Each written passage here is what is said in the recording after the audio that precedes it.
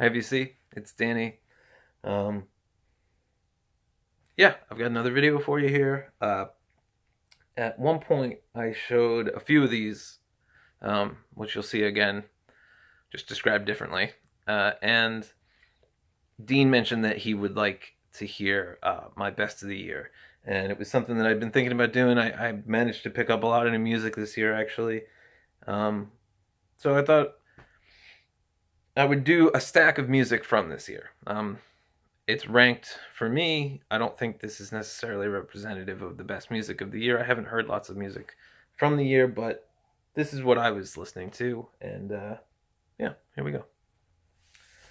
So,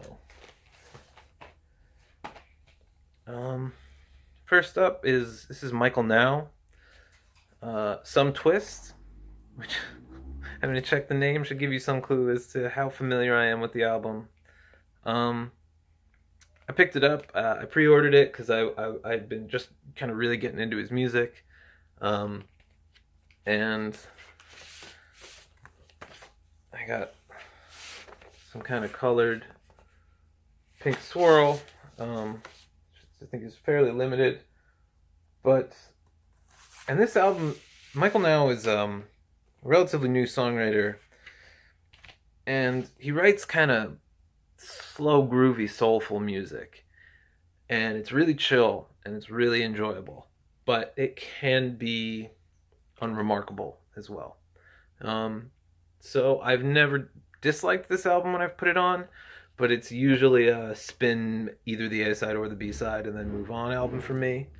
I will be spending more time with it personally, but just because of the way that I've interacted with it, it doesn't get my absolute strongest recommendation. What does get that, though, this is cheating a little bit, but is his single, Love Survive, from 2015, which is, from what I can tell on vinyl anyway, only available as this single, which is put out by Singles Club, which is a Vinyl Me Please style subscription 7-inch single company. And the A side is Love Survive. The B side is an interview with Michael Now about the song, which Love Survive is so good that I barely ever listen to the interview. But this song is great. This song is why I'm a little disappointed in that album. It's just so good. So seek this out. Singles Club is excuse me.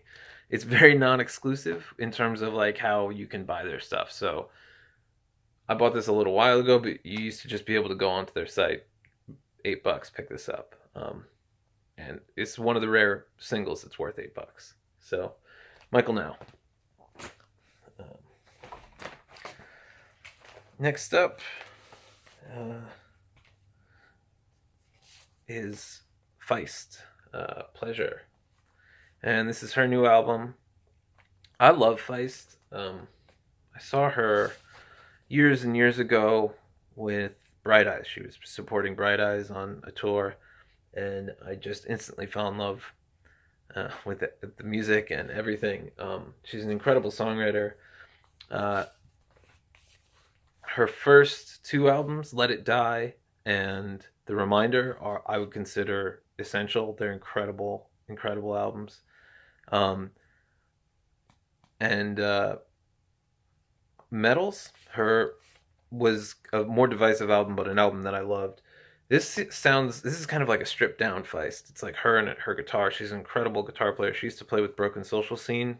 But I just haven't put the time in with this. I've loved it when I've heard it. It was a little bit like, oh yeah, that's what Feist sounds like. But I just haven't put in nearly enough time. But I didn't hear anything to turn me off, so I just assume as I spend more time with this, I'll fall more and more in love with it. Just show you the gatefold here. Kind of a Pollock thing. Yeah, so Feist Pleasure.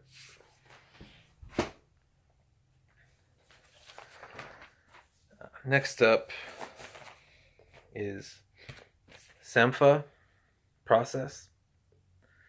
Now this album, sometimes I will buy an album just on the strength of a single. And the song "No One Knows Me Like the Piano." Um, no one knows me like the piano in my grandma's house. It's just this beautiful piano melody and Sampha's voice, and he has a gorgeous voice. I think he's been doing some very high profile guest spots recently. But that song, I can't recommend enough. It's beautiful. It's very slow and very chill. Most of this music that I'm showing actually shares that. Um, and the rest of this album I've liked, not loved. Uh, that could just be me. I'm seeing this on a lot of end of the year lists. But I still can't get over how much I love the single. That's what I play when I take the album out. But yeah, Sampha, definitely an artist to look up if you're not familiar. Definitely a song to look up if you're not familiar.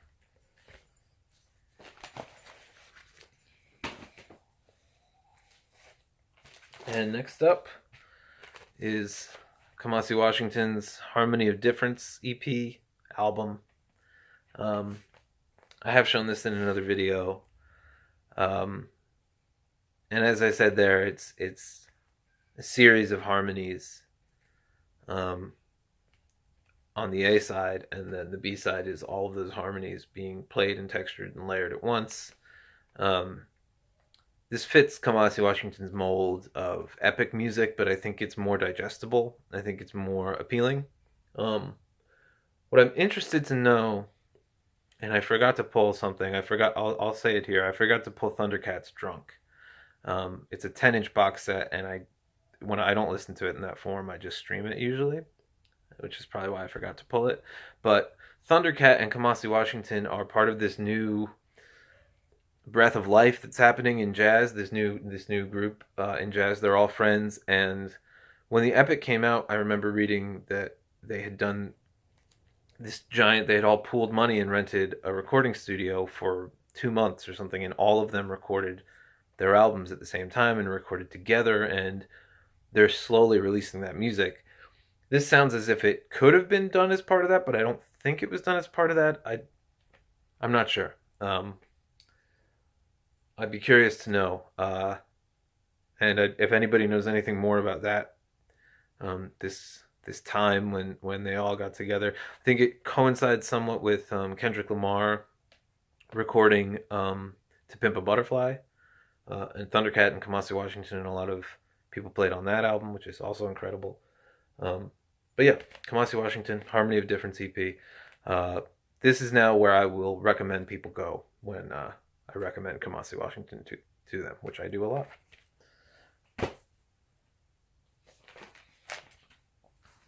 Another one here, which I have shown, but I will show again, is Allister Roberts' Pangs.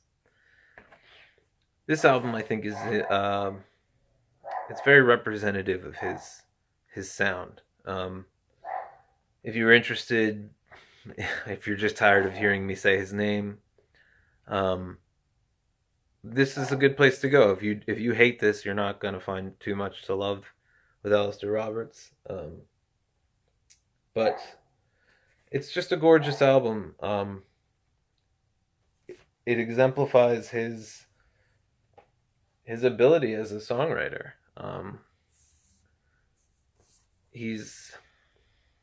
Headley once in a comment said that he has an incredible ability to make songs that sound both old and new at the same time, and I think that's incredibly true. And there's something magical about that to me, and I love that in his music. There's also, I believe it's his, also great artwork.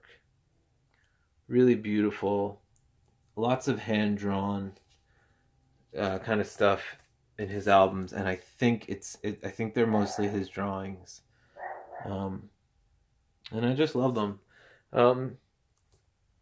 Little things like this. Tracks 1 and 3 use guitar tuning D-A-D-G-A-D. Track 2 uses guitar tuning D-G, D-flat, D sharp, G-C-B. Tracks 4 and 5 use guitar tuning E-A-B, E-A-B.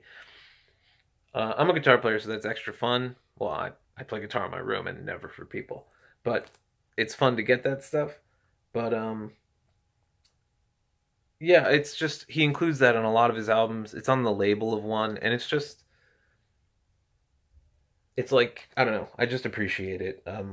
I grew up reading the liner notes on all of my dad's albums, his old Planksty albums, and they were always so in depth and it just spoke to this whole world. And I find that his records do the same,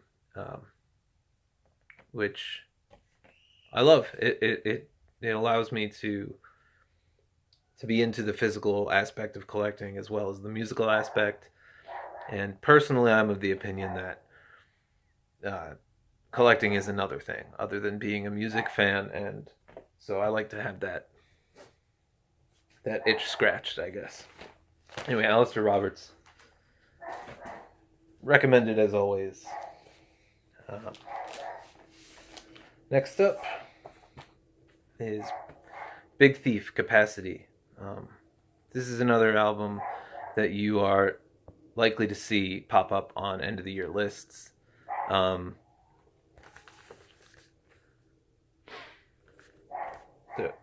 Shark Smile is an amazing song, which I've been hearing getting some radio play. Mythological Beauty is another single off the album. This is out on Saddle Creek. I'd also just like to shout out Saddle Creek. I pre-ordered this album. Easily the best customer service I've ever had from any label or record store or anything. They reached out multiple times to make sure I didn't need anything. There was a handwritten note. It was lovingly packaged. It was beautiful. Of course, there's a little seam split because God's a comedian. But I just couldn't appreciate Saddle Creek, the job they're doing more. It's a beautiful pressing. This album is amazing. There's a bit of a theme here, but this is Saddle Creek music, and it really takes me back to my early 20s when I was listening to a lot of Saddle Creek, and I don't know, I would imagine that for a lot of guys on the VC who are older than me, but who seem all really into a lot of similar metal, I think there must be something about the music that you like when you're a certain age, that it'll always connect. And this is like new music that fits that space. Adrienne Lenker, the lead singer and songwriter, is just such a good songwriter. She's amazing.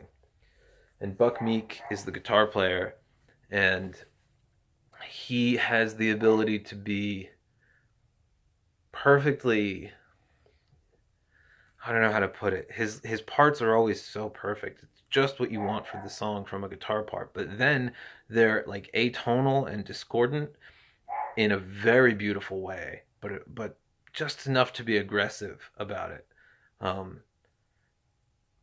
And it keeps his guitar playing so alive, that literally every time I listen to the song, it's like I'm watching him play that solo for the first time. It's really fantastic. The whole band is great. It's just a great album. Their first album, and I'm blanking on the name, is also a great album. I also highly recommend. Yeah, Big Thief, great band.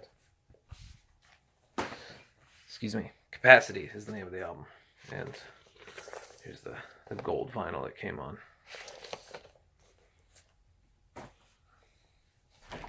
All right. So this album was a grower, but I love it.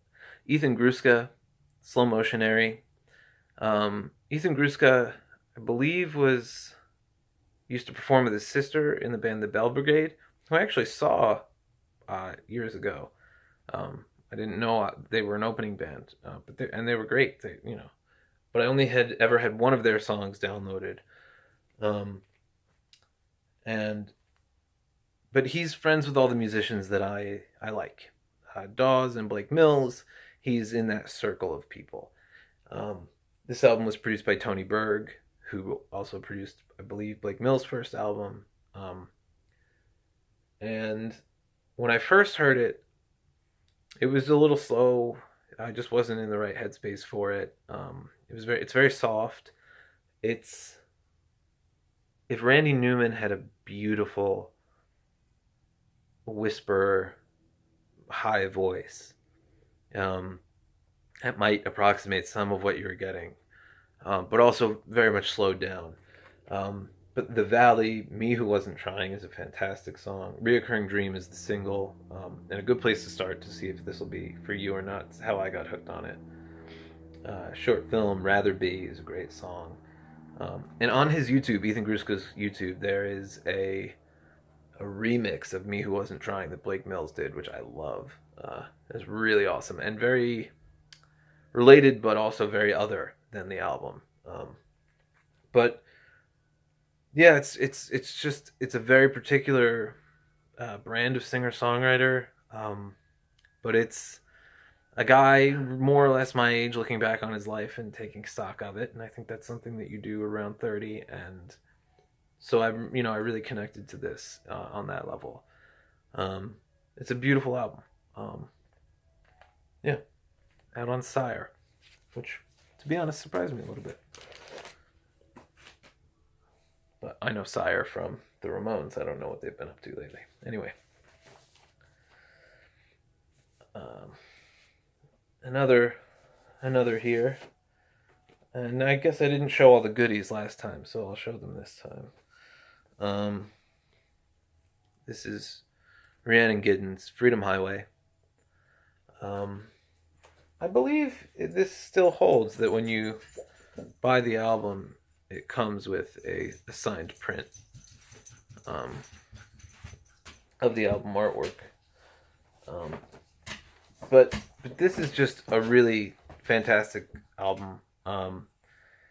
It's both incredibly of the past and incredibly of the present. There's no removing this album from what it has to say about our society. I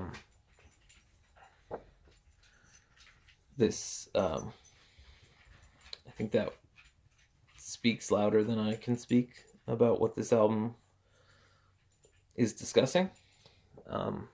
I've found it to be incredibly moving, an important album. I think one that will be remembered, possibly even beyond the impact that it had in its time, even though she won a MacArthur Genius Grant and probably is going to win some Grammys. It's just an incredible album. Rhiannon Giddens is an incredibly powerful songwriter, which is a recent exciting development in her career. If you ever watch the Lost on the River, the New Basement Tapes documentary, you watch her struggling with becoming a songwriter. And so then to listen to this album and see her really come into her own as the songwriter that I think she knew she was, but was having trouble connecting with, has been very powerful for me. Her voice is a perpetually soulful marvel. The New York Times. That barely even scratches the surface. Yeah, can't recommend highly enough. Rhiannon Giddens, Freedom Highway. Possibly the best album of the year. Certainly one of the best albums of the year, at least as far as I'm concerned.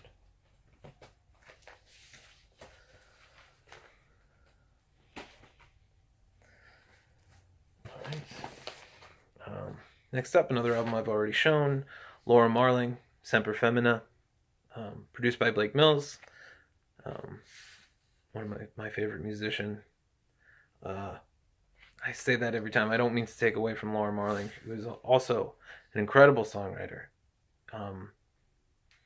She has a way of embodying and expressing female strength and femininity in a way that is illuminating and inspiring to me. I think I've been taking in a lot of the feminine energy through my music this year, which I guess I'll just say is a reaction to what I see going on in the world. But Soothing, this album has been soothing for me, but Soothing is an incredible song. I'm seeing it pop up a lot on end of the year lists too as a best song. And it's incredible. And in terms of what's the best in the whole context of music, possibly Soothing. But Wildfire, although it's not necessarily treading new territory, it's a great song. It's just a great song. It's just what you go to folk rock, country rock for. Um, I think I said in my other video, but the first time I heard it, I had to sit in my parked car and just jaw open, listen to the rest of the song. It's beautiful. Um, there's no point listing the songs. The entire album's fantastic. I think she just re-released. This was a deluxe edition that includes a live show. It came out when the album first came out, and they've basically started re-releasing this as the version they're pushing digitally, the version they're pushing at all. So yeah, grab it, listen to it, stream it, whatever. Laura Marling, Semper Femina, beautiful album.